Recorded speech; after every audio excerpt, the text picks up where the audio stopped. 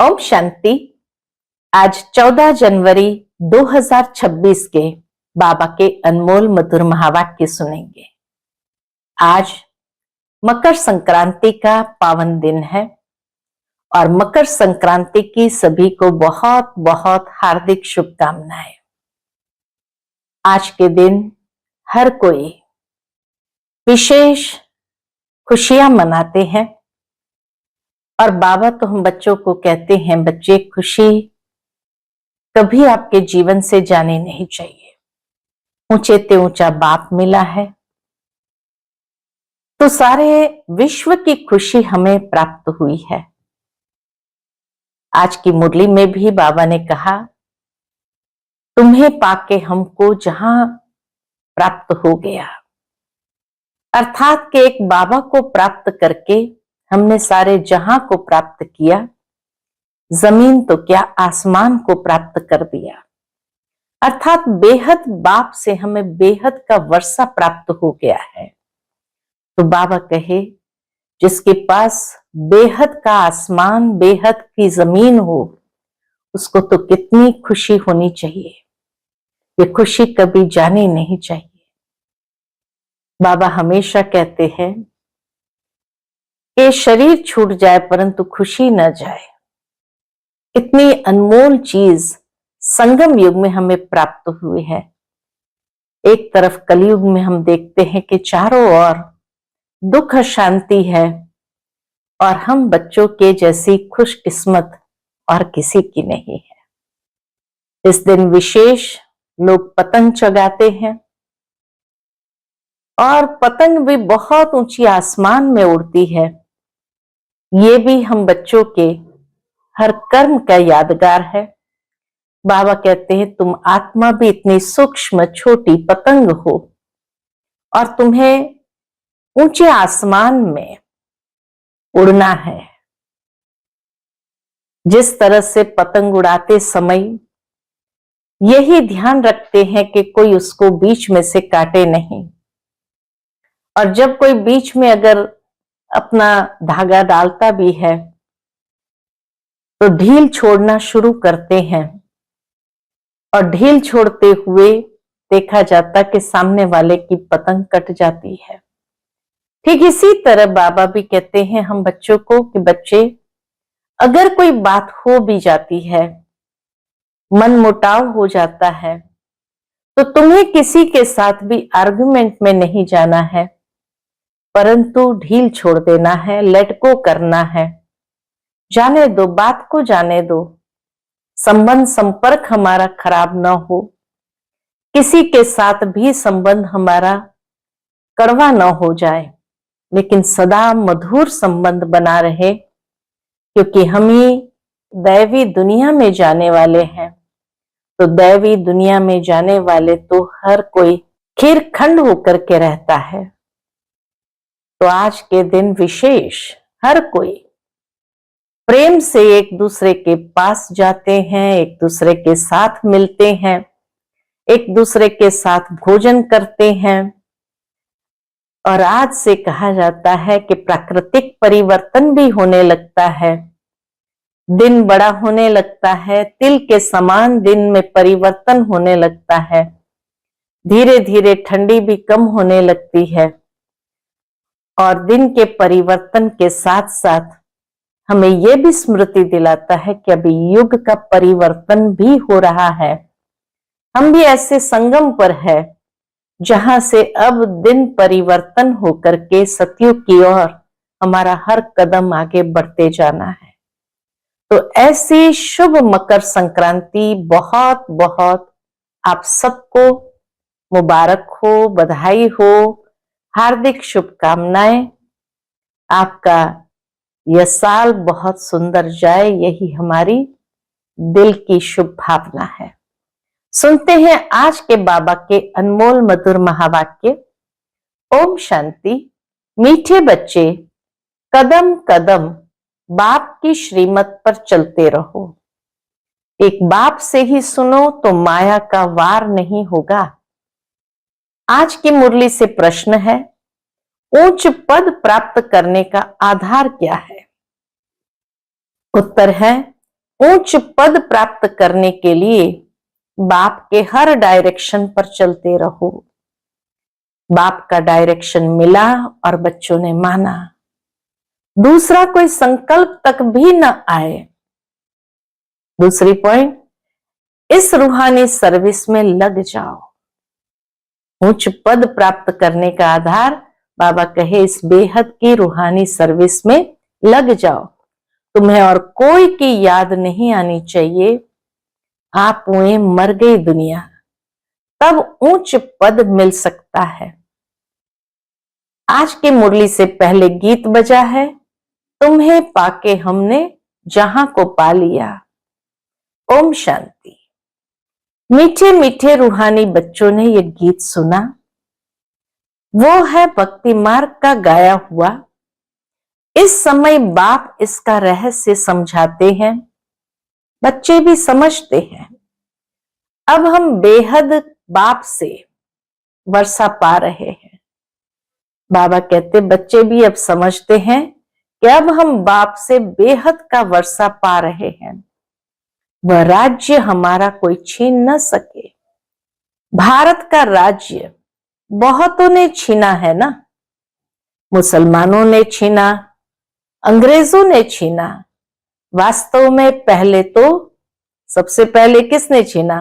सबसे पहले रावण ने छीना है आसुरी मत पर। यह जो बंदरों का चित्र बनाते हैं, hear no evil see no evil, इसका भी कोई रहस्य होगा ना। बाप समझाते हैं, एक तरफ है रावण की आसुरी संप्रदाय जो बाप को नहीं जानते हैं, दूसरी तरफ हो तुम बच्चे, तुम भी पहले नहीं जानते थे। बाप इनके लिए भी सुनाते हैं कि इसने भी बहुत भक्ति की है। ब्रह्मा बाबा ने भी बहुत भक्ति की है। इनका यह है बहुत जन्मों के अंत का जन्म। यही पहले पावन थे, अब पतित बने हैं। इनको मैं जानता हूं। बाबा कहे इस आत्मा के पूरे 84 जन्म को मैं जानता हूं। अभी तुम और किसकी मत सुनो। हमें अभी किसकी भी सुनने की आवश्यकता नहीं है। इसीलिए बाबा कहे अभी तुम और किसकी मत सुनो। बाप कहते मैं तुम बच्चों से बात करता हूं।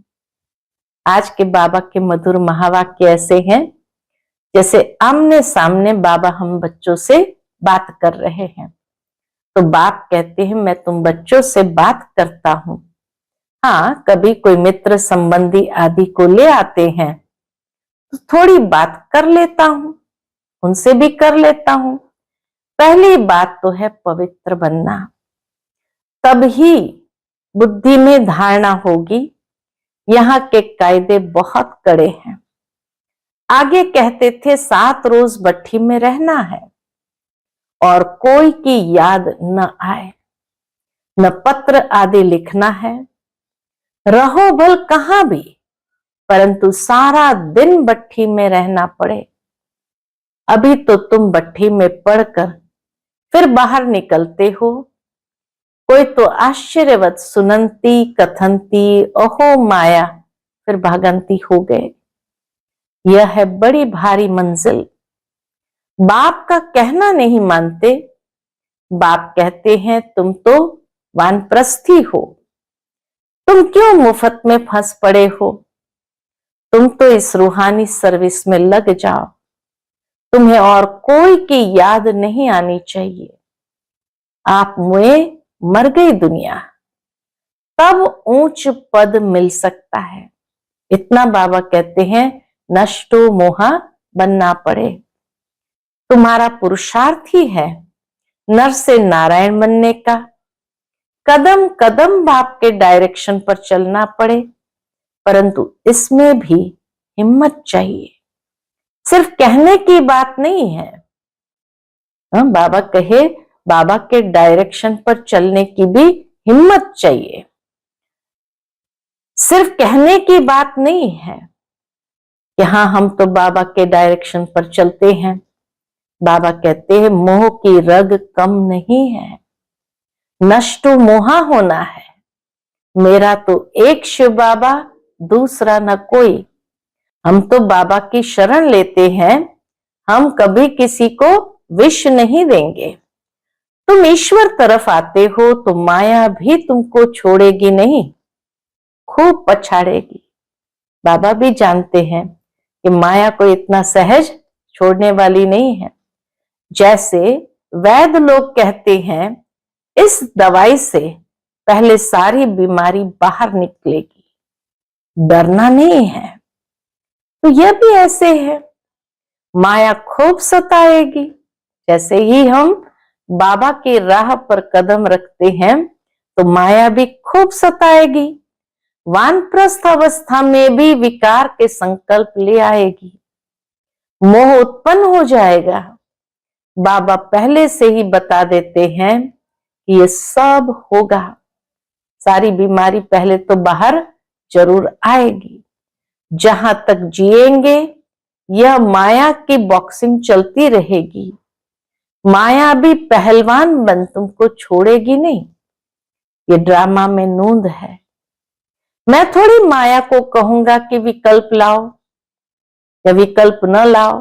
बाबा कहते मैं थोड़ी माया को कहूंगा कि विकल्प न लाओ। बहुत लिखते हैं, क्या लिखते हैं बाबा को? बाबा कृपा करो।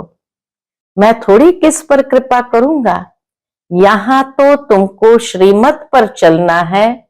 कृपा करूं फिर तो सब महाराजा बन जाएं, ड्रामा में भी है नहीं।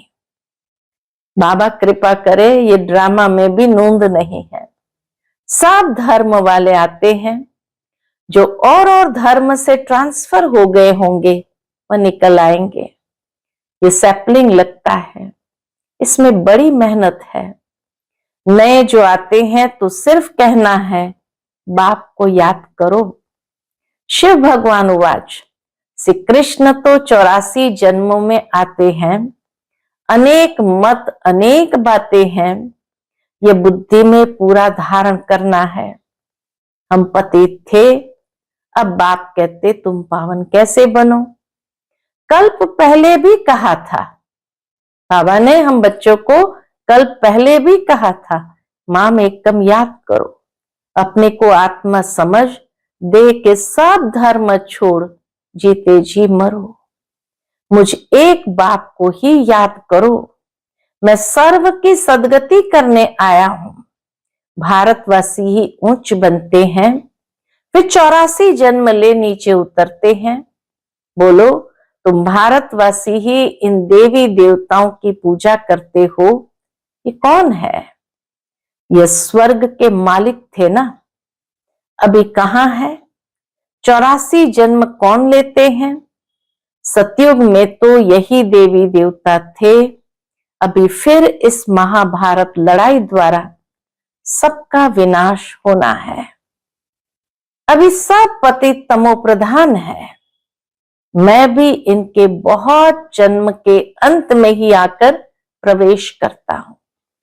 ये पूरा भक्त था, ब्रह्मा बाबा पूरा भक्त था, नारायण की पूजा करता था, इनमें ही प्रवेश कर फिर इनको नारायण बनाता हूं। अब तुमको भी पुरुषार्थ करना है।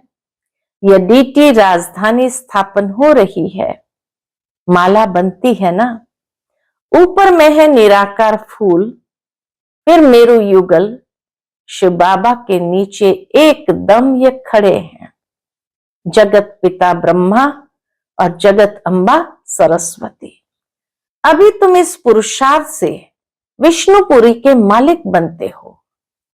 प्रजा भी तो कहती है ना भारत हमारा है, तुम भी समझते हो हम विश्व के मालिक हैं, हम राजाई करेंगे और कोई धर्म होगा ही नहीं। ऐसे नहीं कहेंगे ये हमारी राजाई है। हाँ, इस समय तो कोई राजाई नहीं और कोई राजाई है नहीं, यहां बहुत है तो हमारा तुम्हारा चलता है। बाबा कहते हैं यहाँ इतने सारे धर्म हो गए तो हमारा तुम्हारा, ये हमारा धर्म, ये तुम्हारा धर्म, ये हमारी जमीन, ये तुम्हारी जमीन, तो हमारा तुम्हारा चलता है। वहां ये बातें नहीं है। सतयुग में ऐसी बातें नहीं है। हमारा तुम्हारा का भाव ही नहीं है, मेरे तेरे का भाव समाप्त। तो अब आप समझाते हैं बच्चे, और सब बातें छोड़ माम एकम याद करो तो विकर्म विनाश होंगे। ऐसे नहीं कोई सामने बैठ निष्ठा कराए, यानी योग कराए, दृष्टि दे। बाप तो कहते चलते फिरते बाप को याद करना है। अपना चार्ट रखो, सारे दिन में कितना याद किया, सवेरे उठ कितना समय बाप से बातें की, आज बाबा की याद में बैठे। पूछते बाबा, आज बाबा की याद में बैठे। ऐसे ऐसे अपने से मेहनत करनी है। नॉलेज तो बुद्धि में है, फिर औरों को भी समझाना है। यह किसकी बुद्धि में नहीं आता कि काम महाशत्रु है। बाबा के इस दुनिया में किसकी भी बुद्धि में नहीं आता कि काम महाशत्रु है। 2-4 वर्ष रहकर फिर माया का थप्पड़ जोर से लगने से गिर पड़ते हैं। फिर लिखते हैं बाबा हमने काला मुंह कर लिया। बाबा लिख देते काला मुंह करने वाले को 12 मास यहां आने की दरकार नहीं। पहले अपनी धारणा को मजबूत करने के लिए बाबा कहते हैं तुम बाप से प्रतिज्ञा कर, फिर भी विकार में गिरे, मेरे पास कभी नहीं आना। बड़ी मंजिल है, बाप आए ही है पतित से पावन बनाने।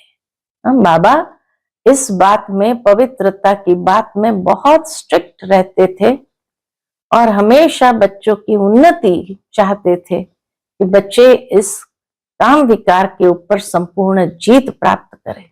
इसीलिए इतनी सजा देते थे कि 12 मास मधुबन में नहीं आए तो नेचुरल है कि वो आत्मा अंदर से बाबा के प्यार के लिए तड़पती है।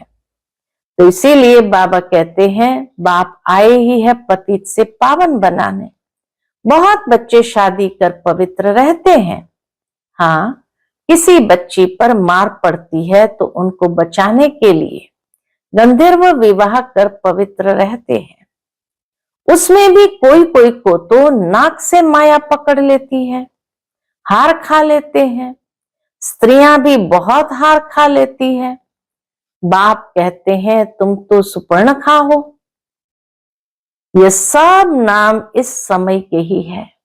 सुपर्णखा जैसे अपने स्वरूप के द्वारा आकर्षित करना चाहती थी, तो इसी का यादगार है कि संगम युग में कई बहनें भी ऐसे होती है जो सुपर्णखा होती है। यहां तो बाबा कोई विकारी को बैठने भी न दे, कदम कदम पर बाप से राय लेनी पड़े।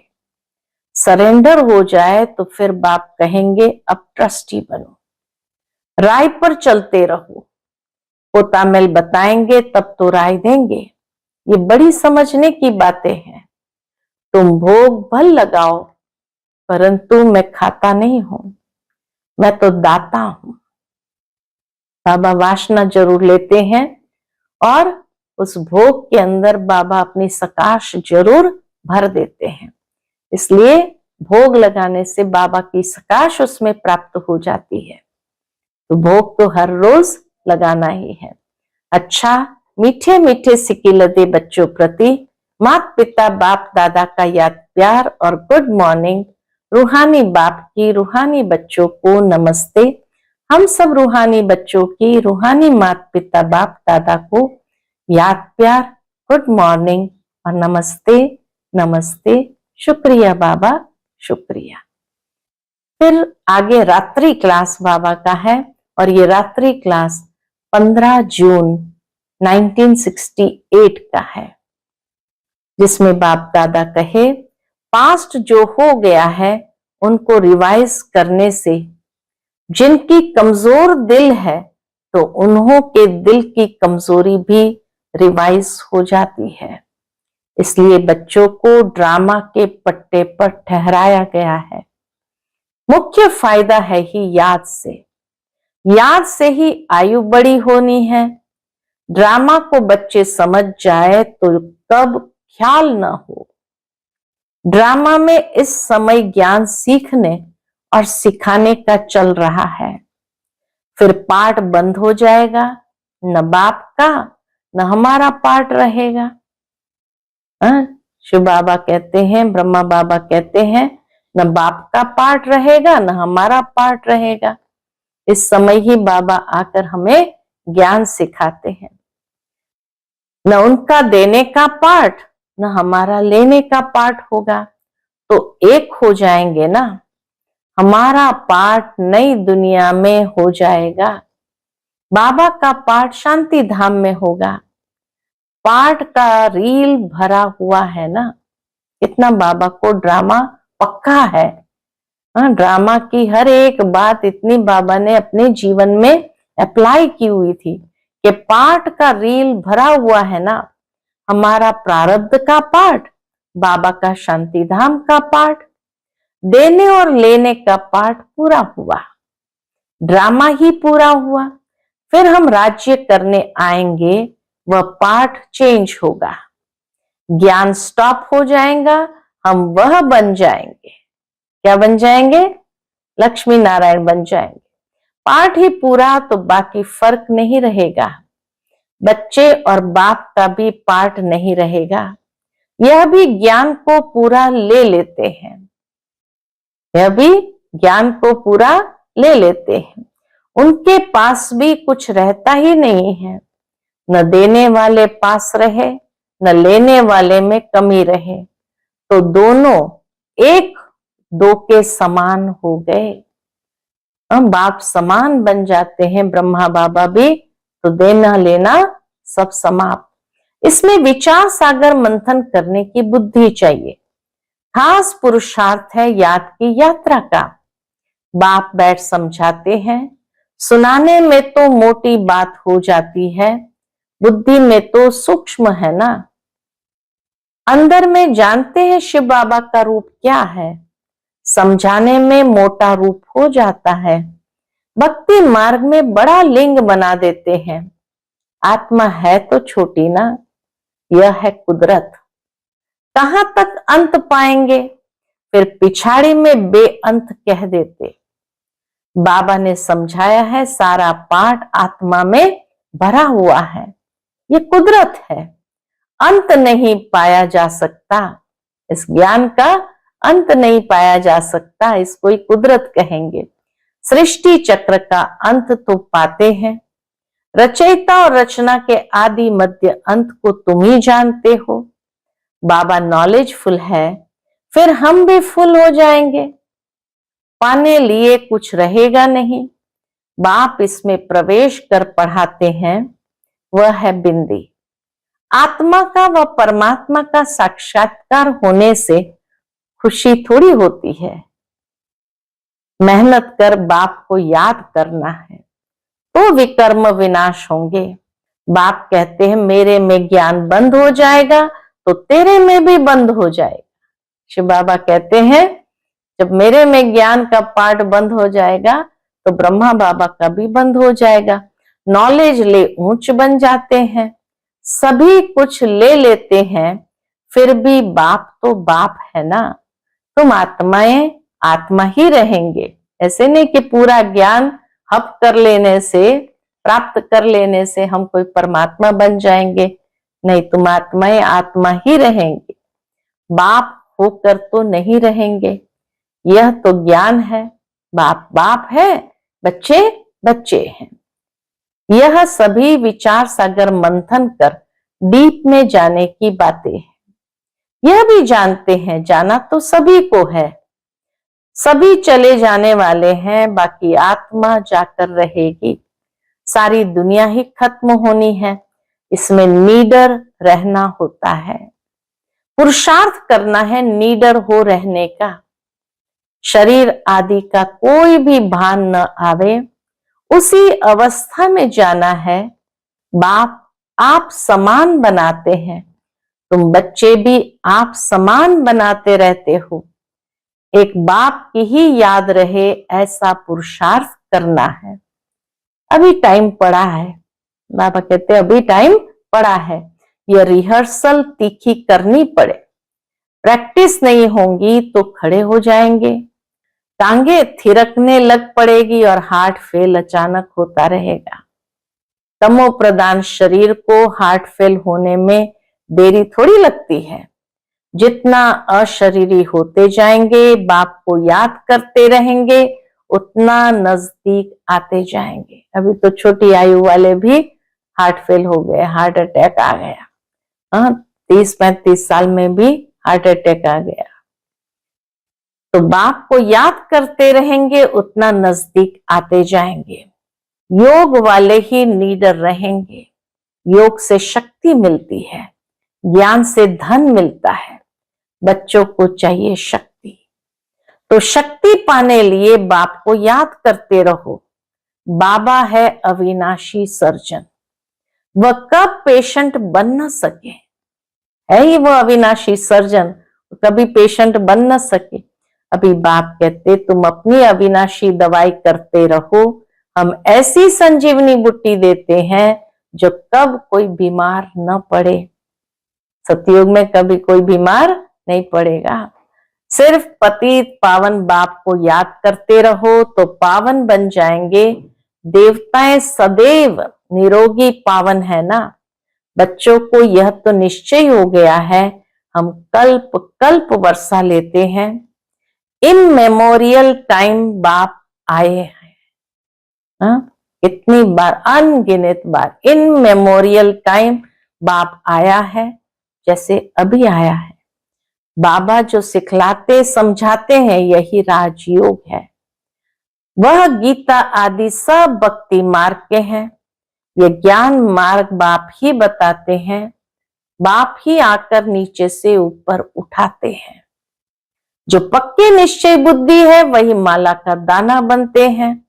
बच्चे समझते हैं भक्ति करते करते हम नीचे गिरते आए हैं। अभी बाप आकर सच्ची कमाई कराते हैं। लौकिक बाप इतनी कमाई नहीं कराते जितनी पारलौकिक बाप कराते हैं।